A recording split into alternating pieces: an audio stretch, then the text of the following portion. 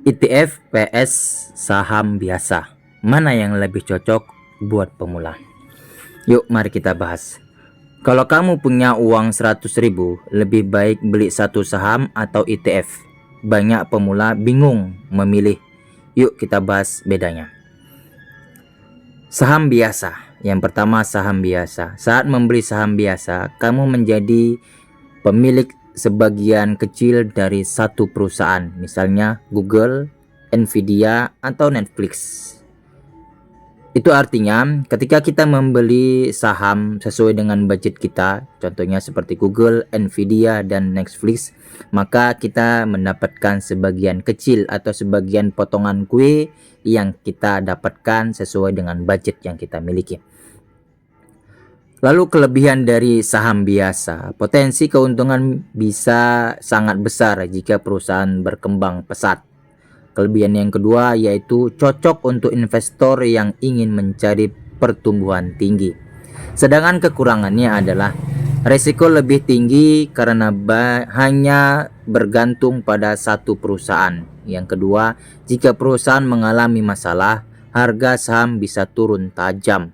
Dan yang ketiga adalah membutuhkan waktu untuk menganalisis laporan keuangan dan berita perusahaan. Yang kedua yaitu ETF. Apa itu ETF? ETF adalah kumpulan banyak saham yang dijadikan satu produk investasi. Jadi dengan satu kali membeli ETF, kamu otomatis memiliki sebagian dari banyak perusahaan sekaligus. Maksudnya adalah ketika kita membeli ETF, ibarat ETF itu adalah sebuah keranjang yang di dalam keranjangnya itu banyak perusahaan-perusahaan yang masuk di dalamnya itu. Maka dari itu kita sudah membeli sebagian kecil dari perusahaan-perusahaan yang sudah ada di dalam keranjang tadi sesuai dengan budget yang kita miliki. Maka dari itu manfaat dari ETF adalah risiko lebih rendah karena investasi terbesar ke banyak perusahaan atau diverifikasi. Yang kedua, tidak perlu memilih satu persatu saham terbaik. Cocok untuk pemula yang ingin investasi jangka panjang. Itu yang ketiga. Yang keempat, lebih stabil dibanding membeli satu saham saja.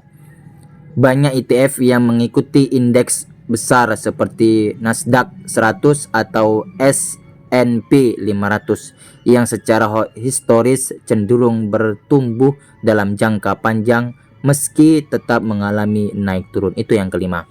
Kemudian kekurangannya sangat tipis. Yang pertama yaitu potensi keuntungan biasanya tidak setinggi jika kamu kebetulan memilih saham yang melonjak sangat tinggi.